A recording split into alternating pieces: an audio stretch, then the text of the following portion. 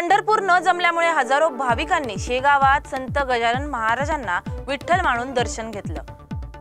आषाढी एकादशी निमित्त शिर्डीच्या साईबाबा मंदिरात फुलांची भव्य सजावट, भाविकांचा मोठा ओघ।